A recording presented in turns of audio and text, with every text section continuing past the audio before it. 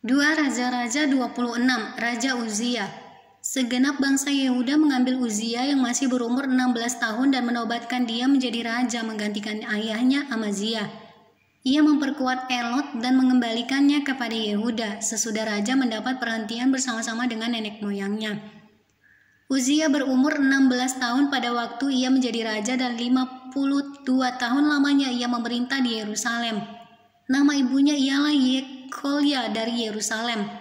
Ia melakukan apa yang benar di mata Tuhan, tepat seperti yang dilakukan Amazia ayahnya.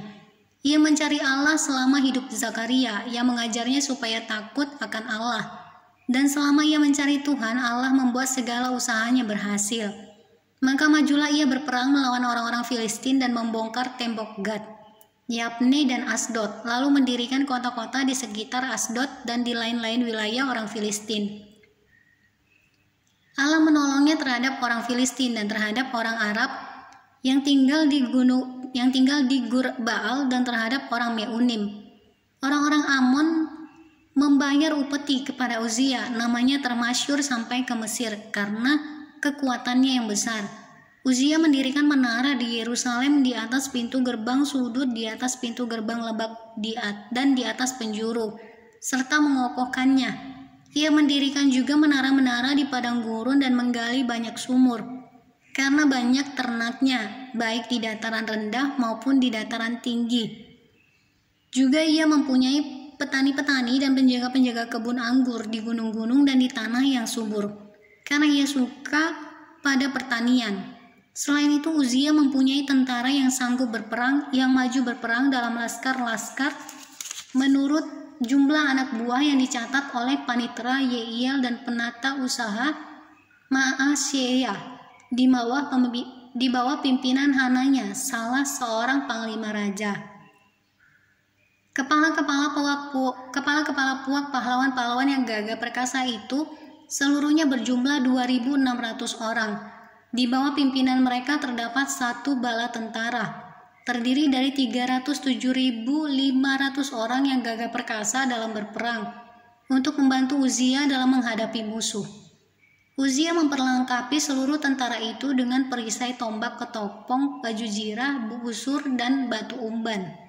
Ia membuat juga di Yerusalem alat-alat perang, ciptaan seorang ahli yang dapat menembakkan anak panah dan batu busur untuk ditempatkan di atas menara-menara dan penjuru-penjuru. Nama raja itu termasyhur sampai ke negeri-negeri yang jauh, karena ia ditolong dengan ajaib sehingga menjadi kuat.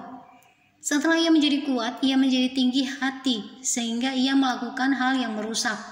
Ia berubah setia kepada Tuhan Allahnya dan memasuki bait Tuhan untuk membakar ukupan di atas mezbah pembakaran ukupan.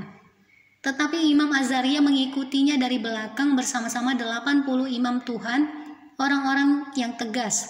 Mereka berdiri di depan Raja Uzia dan berkata kepadanya, "Hai Uzia, engkau tidak berhak membakar ukupan kepada Tuhan. Hanya imam-imam keturunan Harun yang telah dikuduskan yang berhak membakar ukupan. Keluarlah dari tempat kudus ini, karena engkau telah berubah setia. Engkau tidak akan memperoleh kehormatan dari Tuhan Allah karena hal ini." Tetapi Uzia dengan bokor ukupan di tangannya untuk dibakar menjadi marah. Sementara amarahnya meluap terhadap para imam, timbullah penyakit kusta pada dahinya di hadapan para imam di rumah Tuhan, dekat mezbah pembakaran ukupan. Imam kepala Azaria dan semua imam lainnya memandang kepadanya dan sesungguhnya ia sakit kusta pada dahinya. Cepat-cepat mereka mengusirnya dari sana. Dan ia sendiri tergesa-gesa keluar karena Tuhan telah menimpakan tulah kepadanya. Raja Uzia sakit kusta sampai kepada hari matinya, dan sebagai orang yang sakit kusta ia tinggal dalam sebuah rumah pengasingan, karena ia dikucilkan dari rumah Tuhan, dan Yotam, anaknya, mengepalai istana raja dan menjalankan pemerintahan atas negeri itu.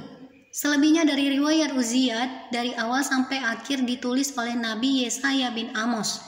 Kemudian Uzia mendapat perhentian bersama-sama dengan nenek moyangnya, dan ia dikuburkan di samping nenek moyangnya di ladang dekat pekuburan raja-raja, karena ia berpenyakit kusta, kata orang. Maka Yotam anaknya menjadi raja menggantikan dia.